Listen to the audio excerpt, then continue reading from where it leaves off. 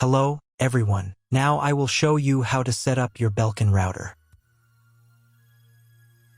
And before I start, I would like to remind you that if my video helps you, please support my work. I send half of all donations to animal shelters. All the details are in the description below. The first step is to turn on the router. Take the power adapter. Plug one end of the power adapter into a wall outlet. Connect the other end to the router.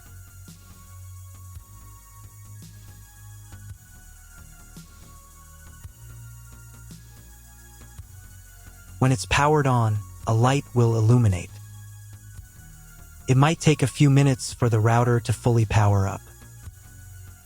Next, plug the cable from your broadband provider or modem into the internet port. This port is often called WAN and is usually a different color. Each cable should be inserted until it clicks. Now you should reset the router to its factory settings. Hold down the reset button on the router for 10 seconds. Wait for the lights on the router to begin flashing. Occasionally, this button can be found inside the router casing to avoid accidental presses. Use a slim object to press it down.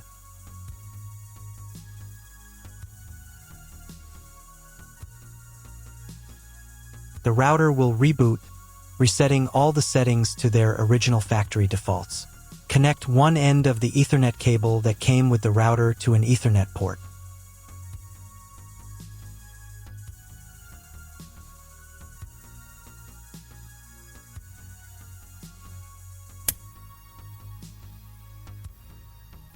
Connect the other end to your computer or laptop's Ethernet port. Please wait a few minutes for connection. Awesome! Your router is now connected to your computer. Now you will need to set it up.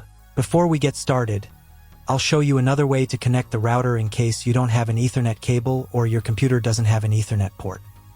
Simply plug in the router to the power adapter and connect the cable from your internet provider.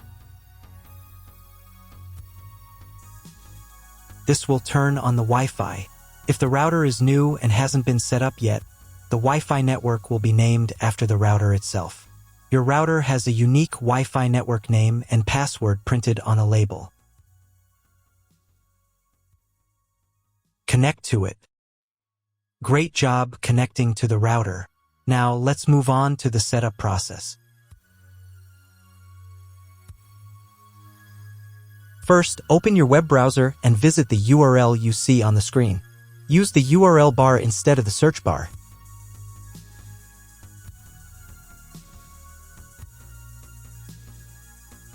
At the very beginning, you will see a form to enter the password. Usually, it is admin or leave the field empty. If these credentials are wrong, then find label on your router. The credentials are often printed on the bottom of the device.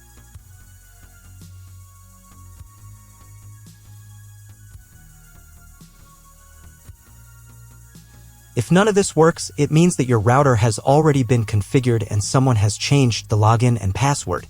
If you can't find out the login credentials, just reset the router to factory settings. And then log into the router's personal cabinet using the standard credentials. If your router settings do not look like mine, it means that your router has a different firmware. I made a video for every firmware type. You can find all the links in the description down below. I want to warn you right away that there are many firmware versions and they may differ slightly.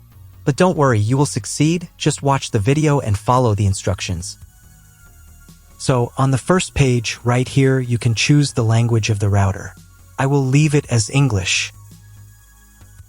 Now you need to define your connection type. To do this, click this button. Next, the router will check for a new firmware version. If a new firmware is available, I recommend updating it to the latest version. On the next page, you can change the name and password of your Wi-Fi network. Here, change the name. And here, change the password. The password must be at least 8 characters long. To save the settings, click this button. Wait about half a minute for the settings to be applied. If you were connected to the router via Wi-Fi, reconnect to the network using the new settings. Next, click this button. In the future, if you want to change the name and password of your Wi-Fi network again, you can do it here. Open the Advanced Settings menu. Go to the Network Name section.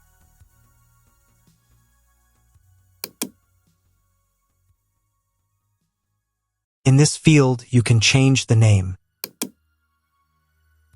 Then don't forget to save the settings.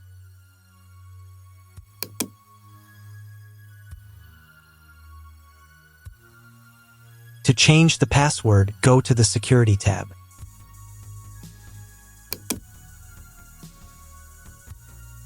And in this field, change the password. Again, don't forget to save the settings. Now let's set a password for logging into the router's admin panel.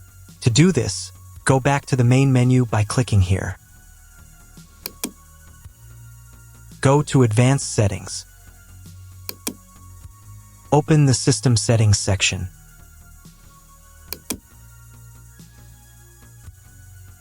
In the first field, enter your current password. If there was no password set at the beginning of the setup, just leave this field empty. In the second and third fields, enter your new password.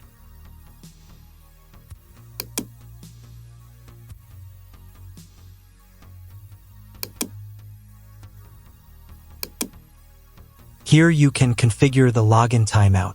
This setting determines how long your session in the router's admin panel will remain active when you're not using it.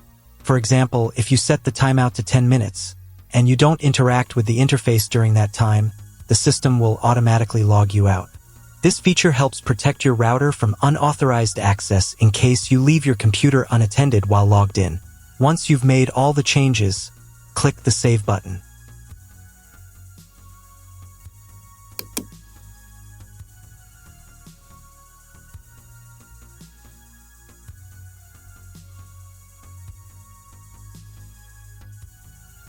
Now check if the internet is working. Just try Googling something. If there's no internet connection, you need to try cloning your MAC address. To do this, log into the router's admin panel using your new password.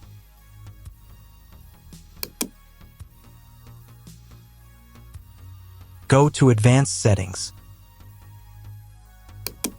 Open the MAC address menu. Click the Clone button. To save the settings, click the Save button. Wait 1 minute for all the settings to be applied. Now you need to reboot the router. To do this, go to the Restart Router menu.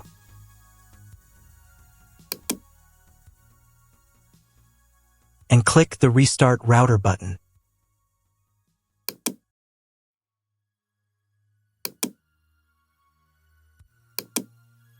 Wait a couple of minutes for the router to fully reboot. Now check if the internet is working. Just try Googling something. If the internet still doesn't work, at this point you need to call your internet provider. They will tell you exactly what type of connection you need and what additional parameters to set. That's all. If you found my video helpful, please support my work. Half of all donations I send to animal shelters. All details are in the description down below.